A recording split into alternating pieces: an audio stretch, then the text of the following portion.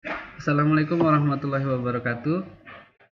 Kalau sebelumnya kita sudah mencoba membuat isian SKP kepala sekolah, kita coba selanjutnya. Sekarang adalah contoh pengisian SKP guru. Nah, kalau kepala sekolah itu diambil dari kinerjanya atasannya, yaitu kepala bidang. Nah, kalau guru itu kita ambil dari kepala sekolahnya. Seperti yang tadi, data, kita isi data, ada data penilai pekerja yang dinilai, pejabat dinilai. Selanjutnya adalah MPH level 1, dia adalah MPH level 1. Yang kedua adalah kita ambil MPH level 2 nya. Nah, untuk MPH level 2 seperti ini. Yang kuning di atas ini adalah kinerja kepala sekolah. Di sini ada Bapak Nasir, selanjutnya ada guru Hidayati misalnya. Anggap saja Ibu Hidayati ini mengajar guru PKN, tapi ini mungkin saja salah, tapi kita anggap saja Ibu ini adalah guru PKN. Nah, seperti yang di awal, kepala sekolah itu memiliki beberapa kinerja, ada 10 apa ya, 11. Nah, kita buat mendaftar. Selanjutnya Ibu Hidayati ini mungkin jika ada perjanjian kinerja itu lebih gampang, tapi jika tidak ada kita ambil aja tupoksi dari guru. Nah, tupoksinya itu bisa saja kita ambil dari Permendikbud. Kalau di Permendikbud itu adalah guru itu mempunyai tugas memberikan pendidikan, memberikan pembelajaran, mengevaluasi, seperti itu ya. Contoh di sini adalah untuk pekerjaan kepala sekolah tercapainya pelaksanaan manajerial, Ibu Hidayati ini mengintervensinya adalah tersusunnya RKT yang berkualitas, misalnya seperti itu. Sebenarnya tersusunnya perencanaan pelaksanaan pembelajaran, yaitu tersusunnya rencana pembelajaran mapel PPKN, terlaksananya pembelajaran mapel PPKN, terlaksananya penilaian mapel PPKN, terlaksananya analisis naskah soal dan hasil ulangan mapel PPKN, terlaksananya tindak lanjut hasil analisis mapel PPKN, tersusunnya laporan hasil penilaian mapel PPKN. Nah, ini nanti bisa dicontoh untuk guru-guru yang lain, tinggal diganti saja. Misalnya kalau guru prakarya ya kita isi aja tersusunnya perencanaan pembelajaran mapel prakarya, seperti itu. Selanjutnya Ibu Hidayati ini mengintervensi yang ketiga itu. Yang keempat, terlaksananya pengelolaan tugas tambahan guru dengan tepat, yaitu terlaksananya tugas sebagai wakasek bidang akademik atau terlaksananya sebagai wali kelas 10. Selanjutnya, terlaksananya kegiatan kolektif guru untuk peningkatan kompetensi, itu tersusunnya rencana seminar, workshop, terlaksananya seminar, seperti itu. Nah, Ibu Hidayat ini tidak mengintervensi yang ini, terlaksananya pengelolaan keuangan gitu, karena pengelolaan itu biasanya dilakukan oleh bendahara. Ya, seperti itu.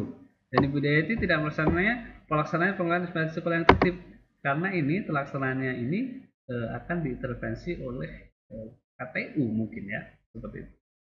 Baik, setelah MPH level 2 ini selesai, kita pindah ke sheet selanjutnya, yaitu ke SKP SKP-nya. Nah, di SKP-nya ini mungkin saja bisa diisi jabatan fungsional, boleh seperti itu. Ini data kita ambil dari depan. Setelah itu disama kinerja utamanya, misalnya yang diintervensi oleh atasan, tercapainya pelaksanaan manajerial itu sama dengan pindah ke MPH level 2, kita ambil di sini pelaksananya. Tersusunnya RKT yang berkualitas sama dengan ambil dari MPH. Sini maksud saya. Ya. Aspeknya itu ada 3, kualitas, kuantitas, dan waktu. Kualitasnya adalah jumlah RKT yang disusun, targetnya adalah 2 dokumen. Sebenarnya tingkat kebenaran RKT-nya itu 95%. Lamanya proses penyusunan misalnya 12 bulan atau 3 bulan atau 1 bulan itu boleh.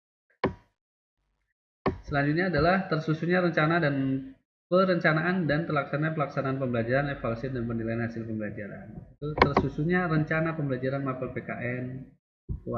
Kuantitasnya adalah jumlah rencana pembelajarannya ada 2 dokumen misalnya atau 1 dokumen.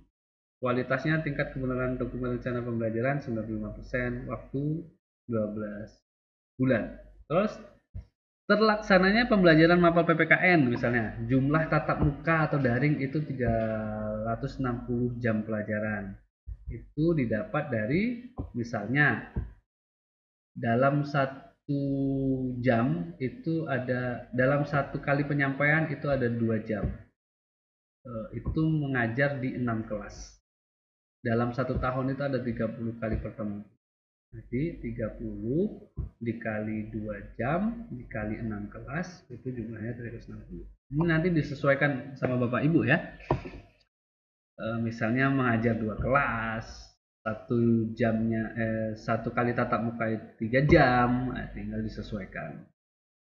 Nah, ini untuk penilaiannya misalnya 8 kali penilaian dalam setahun. Seperti itu. Selanjutnya yang perlu kita ketahui adalah perilaku kinerja. Ingat, perilaku kinerja kita adalah berakhlak, yaitu berorientasi pelayanan, akuntabel, kompeten, harmonis, loyal, adaptif, dan kolaboratif. Ekspektasi pimpinannya seperti ini, boleh diisi dan boleh tidak, lebih bagus diisi. Selanjutnya di bawahnya ada penanda tangan, yaitu pegawai yang dinilai dan pejabat penilai. Kita pindah ke lampiran. Di lampirannya adalah dukungan sumber daya. Dalam rangka memenuhi ekspektasi pimpinan, maka yang dibutuhkan adalah laptop dan alat kerja misalnya. Skema pertanggungjawabannya misalnya hasil kerja akan dilaporkan setiap bulan, per 6 bulan, mingguan. Konsekuensinya apabila memenuhi ekspektasi pimpinan maka akan diberikan penghargaan.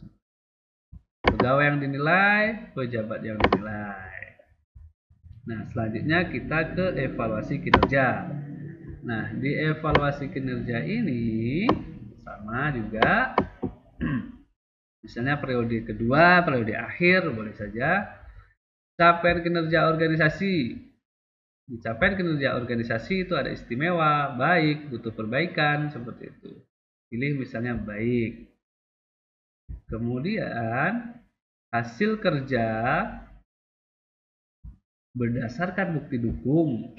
Nah, misalnya 2 dokumen, 85% berdasarkan penilaian pimpinan, atau bukti dukungnya ini boleh saja tidak persentase ya. Misalnya 2 dokumen. Boleh juga seperti itu. Baik, selanjutnya seperti yang lain juga kita isi misalnya di sini sesuai ekspektasi.